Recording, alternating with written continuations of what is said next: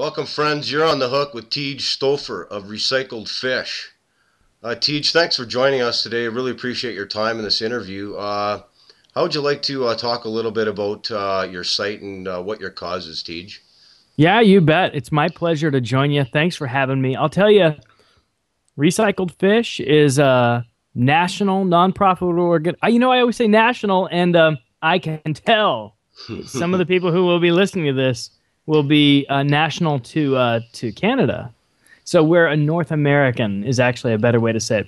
But we're a nonprofit organization of anglers, people who love to fish, just living as stewards both when we're on the water and then through everyday living too. So being good stewards of our waters, both when we're out there and just in our day-to-day life, because our lifestyle runs downstream. So everyday choices matter as much to our waters as what we do when we're out there.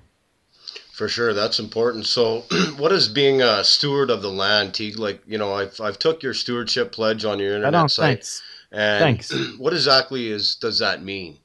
Sure. So a steward is somebody who takes responsibility for our waters. We call a steward anybody who's taken the stewardship pledge. So the stewardship pledge, in a nutshell, is saying, hey, I'm the kind of person who would practice catch and release or selective harvest. We think it's okay to keep fish sometimes. We just harvest selectively. But in addition to that, like, I wouldn't dump oil behind my garage, right? We're putting in low-flow shower heads, and we're changing the way we take care of our lawns, and we're buying recycled stuff whenever we can, recycling and buying recycled, because all that stuff has a direct impact on our waters. So a steward is living the lifestyle of stewardship. They're living that way day to day. None of us can do it all, but we can all do something, and we got to do more than what we are doing because our waters are in trouble. Yeah, I 150% agree with you, Teeg. I have children, obviously. My boy, he's 7 years old. My daughter, she's 2. And I want to make sure that, my children, as well as your children and everybody's children, can enjoy the resources we have available to us. You know what? That's really big. And if we don't do something different, they won't. I don't know the statistics for Canada, but I know the United States statistics, 49% of fresh and near-shore water in the United States, 49%, half, is so polluted it can't support a healthy fishery. Now, that doesn't mean no fish will live in it, but it can't support a healthy fishery. It's unsafe for drinking. That's like third world country numbers. Yeah. We can do better than that. We can do better than that. Absolutely. So I encourage everybody to go over to your site and take the stewardship pledge and be a steward. Like you said, low flow shower heads, low flow toilets. When you go fishing, maybe help tidy up the resources absolutely. that you have. I know Absolutely. we have, it's a once a year thing. I think it's more than a once a year thing. I think it's daily when we go out. We can tidy up wherever we go fishing. And that way, we have a healthy fishery and our children can fish too, right? So That's huge. Across North America, we're losing access to fisheries. And there are a lot of reasons that's happening. Some of them are political reasons. Some of them are fisheries management reasons. But part of the reason has to do with the fact that it's expensive to keep fishing access open, especially when there's a big trash burden on that area. So cleaning up trash is more than making it look nice. Now, that's a big deal, but it's more than making it look nice. It's saving fish and wildlife populations. Wildlife dies when they eat little bits of styrofoam or they get tangled in fishing lines. So cleaning up trash saves fish and wildlife. That's important to us, but it also saves access. When places get trashed out, fisheries managers and people who provide those accesses, they think, we don't have resources to clean them up. We can't maintain this access, and we lose the access. Well, that's terrible. So when you clean up trash, you're helping save an access.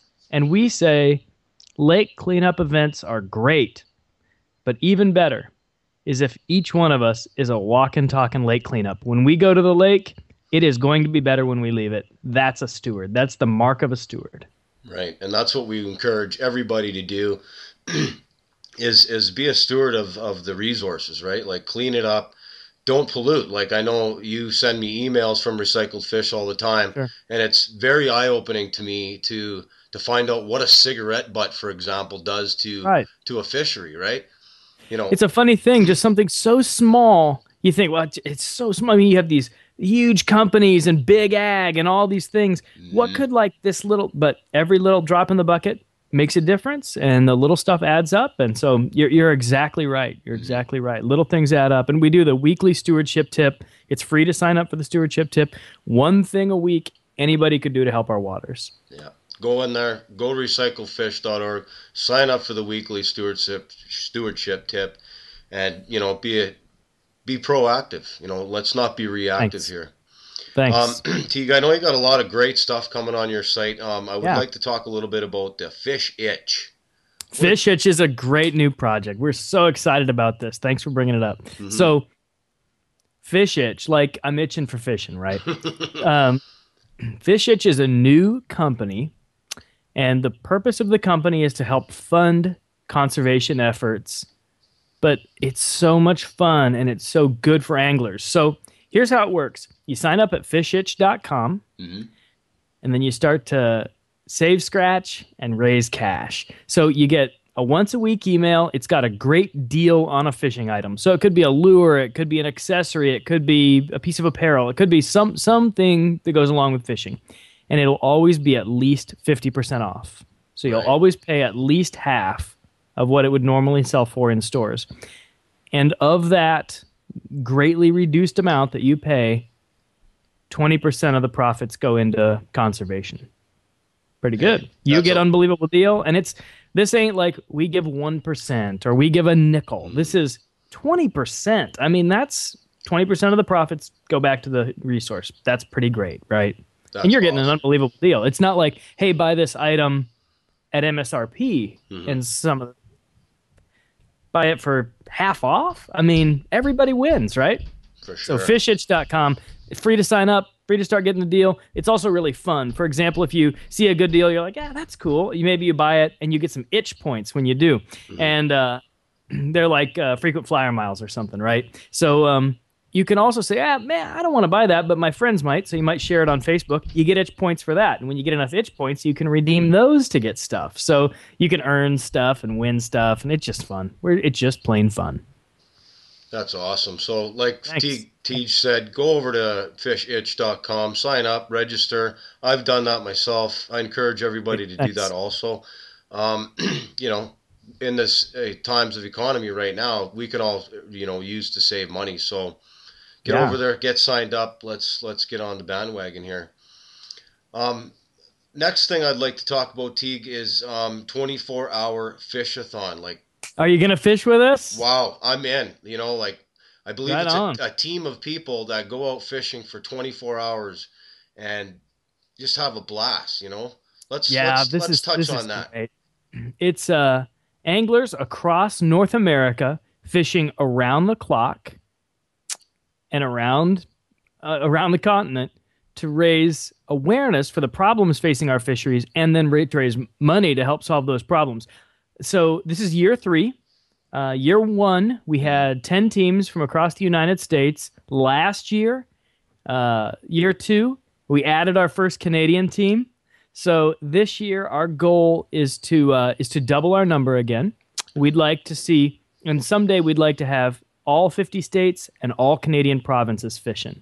So you pick a body of water that's near you that you'd be excited to fish for 24 hours straight. You head out there and you fish that body of water this year on September 9th and 10th for 24 hours straight. And before you hit the water, of course, you go to your friends, your family, everybody you know, and you say, hey, I'm doing something really hard. This is the fishing version of a marathon. So you fish 24 hours straight and you say, look, this is really hard. Would you sponsor an hour of my fishing? Would you donate for an hour of my fishing? And the money is going to go back to help educate people about taking care of our waters. And people want to do that. They want to help. And so it's a great fundraiser and it's fun. Whoever raises the most money, the team that raises the most money, gets to go on the trip of a lifetime. The team who has the best 24 hours on the water also gets to go on the trip of a lifetime. So we give away 2 amazing trips and we give away tons of other prizes. So each week there's a different challenge, like the first team to raise $100 this week, or the first team to do this, that, the other thing. It isn't all about money. Some of it's just fun stuff. And so every week there's challenges. Everybody winds up winning a bunch of stuff. Everybody has a great time. And you talk about fish stories. Here's one you can tell your grandkids about. I once fished 24 hours straight. No kidding. That sounds really fantastic, Teague. I think what I'm going to do personally this year is take my boat out. I'm going to do a camping trip overnighter. So I'll end up getting in the boat early in the day, going floating down for probably 4 to 5 hours, pitching a tent, having a fire, get into a really nice fishing hole, and just going crazy for 24 hours. So Awesome. Awesome. I can't Awesome. wait. I'd like to, also pass that message out to all other Canadians. One team last year. Let's come on. We can at least get 5, 10, 15 teams out there this year and just go crazy for 24 hours a day. So that's totally exciting. I'm looking really forward to that, Teague.